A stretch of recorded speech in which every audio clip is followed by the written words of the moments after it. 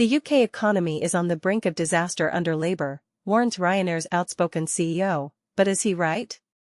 Michael O'Leary, the no-nonsense chief executive of budget airline Ryanair, has unleashed a scathing critique of the UK's economic direction just days before the budget announcement. With Ryanair reporting a staggering 42% jump in first-half profits, O'Leary didn't hold back, directly targeting Chancellor Rachel Reeves for what he calls a failure to deliver on promises of economic growth. The UK economy is doomed under current leadership, O'Leary declared, arguing that the nation desperately needs growth, but not through the government's current strategies. Selective tax cuts are the answer, not taxing wealth or air travel, he insisted.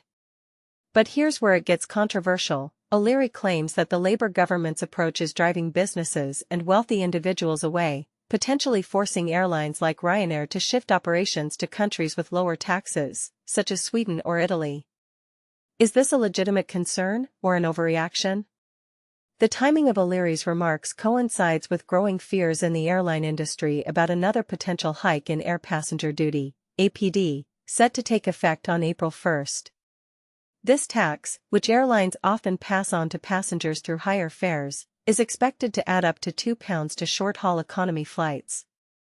And this is the part most people miss. O'Leary warns that repeated tax increases could make the UK a less attractive hub for airlines, potentially harming the country's aviation sector. Rich people are fleeing London, O'Leary claimed, painting a dramatic picture of wealthy individuals rushing to escape before new taxes on mansions, income, and inheritance take effect. But is this hyperbole, or a genuine reflection of economic realities? What do you think? Is the UK's tax strategy pushing talent and investment away, or is it a necessary step toward fairness? Meanwhile, Ryanair's financial performance tells a different story. The airline, which employs 26,000 people globally, reported a profit after tax of €2.5 billion, £2.2 billion, in the first half of its financial year. Passenger numbers rose by 3% to 119 million, driven by strong travel demand and more Boeing aircraft deliveries than expected.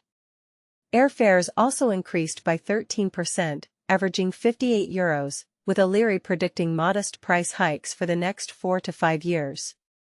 But here's the kicker: are rising fares a sign of a thriving industry, or a warning of affordability issues for travelers?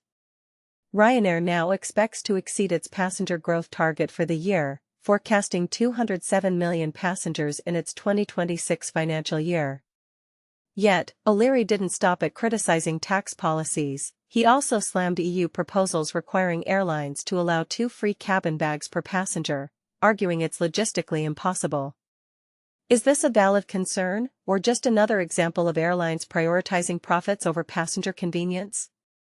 As the debate heats up, one thing is clear: O'Leary's comments are bound to spark discussion. Do you agree with his bleak outlook for the UK economy, or do you think he's overlooking the bigger picture? Let us know in the comments. This is one conversation you won't want to miss.